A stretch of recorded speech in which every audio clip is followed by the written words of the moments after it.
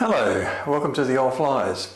Meet the women astronauts of the 1960s who never flew.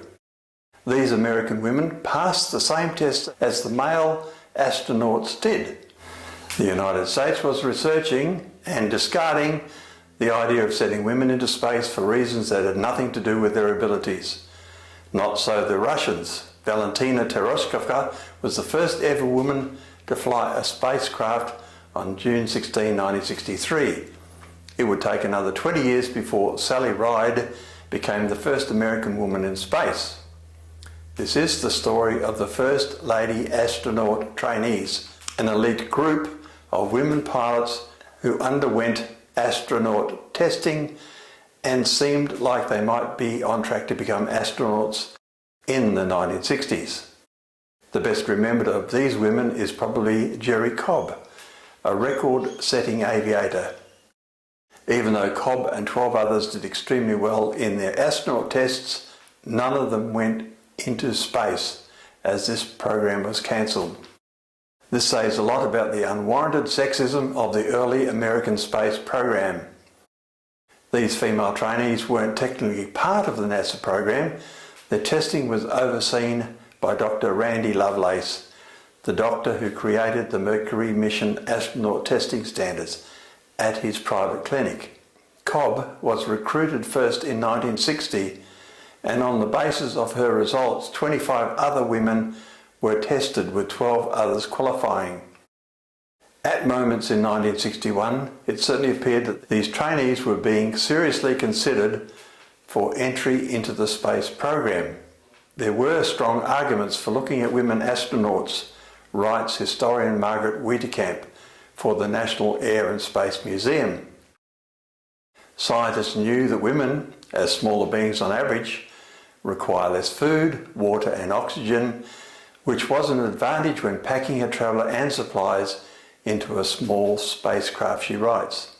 Women outperformed men on isolation tests and on average had better cardiovascular health. A congressional hearing in July 1962 set out to decide whether women would be considered as astronauts.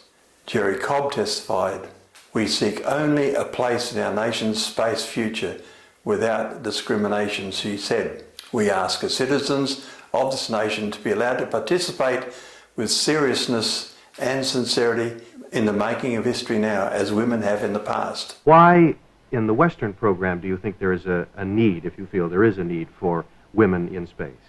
Well, it's the same thing as is there a need for men in space? I mean, if we're going to send a human being into space, we should send the one most qualified. And in certain areas, women have a lot to offer, and other areas men do. I think that we ought to use both. Well, of course, the obvious ones are that women weigh less and require less weight, food, and oxygen, so there's a considerable weight saving. Or, taken another way, you could go up in the same booster, go up higher, or stay up a lot longer than a man could. Jacqueline Cochran largely undermined their testimony, talking about her concerns that setting up a special program to train a woman astronaut could hurt the space program.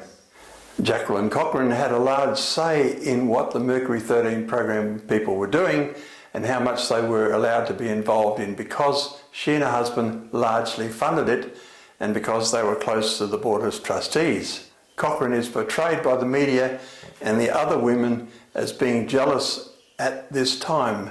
She wanted to change the age requirement so that she could be included in the Mercury 13 program. Her exclusion from the team had effects on the way that she treated the women of Mercury 13, which included her testifying against their participation in the popular space program. She continued to bring evidence forward that women would not be suitable for space training. For example, she proposed that there would be an expected dropout due to reasons like marriage, childbirth and other causes.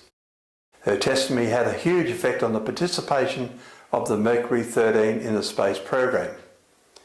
Although Cochran is most famous for being the first woman to break the sound barrier, she was a barrier for the women of Mercury 13. NASA representatives George Lowe and astronauts John Glenn and Scott Carpenter testified that under NASA's selection criteria, women could not qualify as astronaut candidates. Glenn also believed that the fact that women are not in this field is a fact of our social order.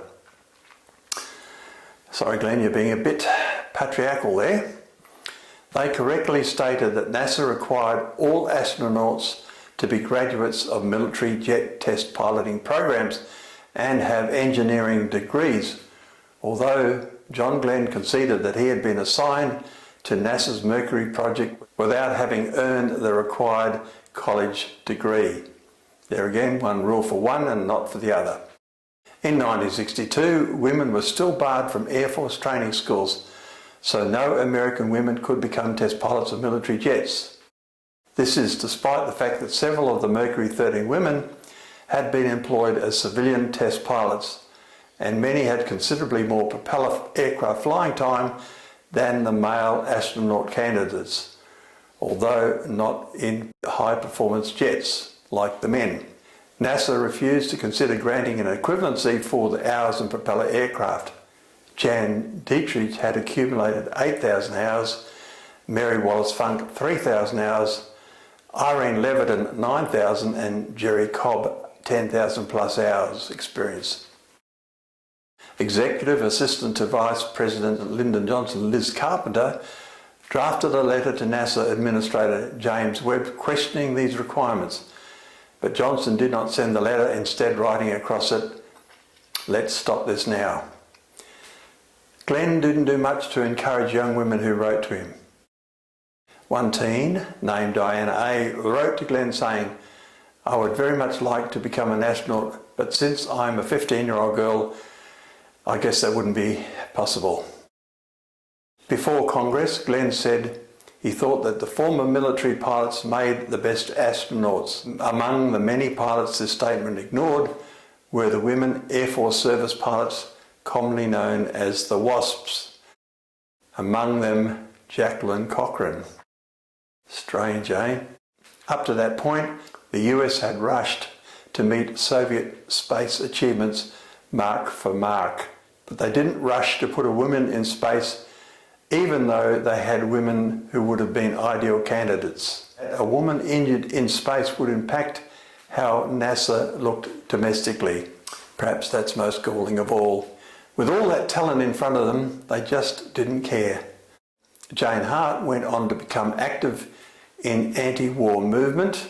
She died in 2015, aged 93. Jerry Cobb died in 2019, aged 88. She spent her career flying the Amazon jungle as a missionary pilot and was nominated for the Nobel Peace Prize in 1981.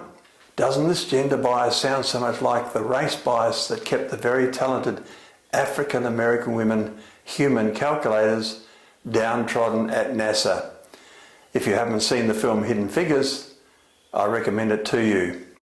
Thank you for watching.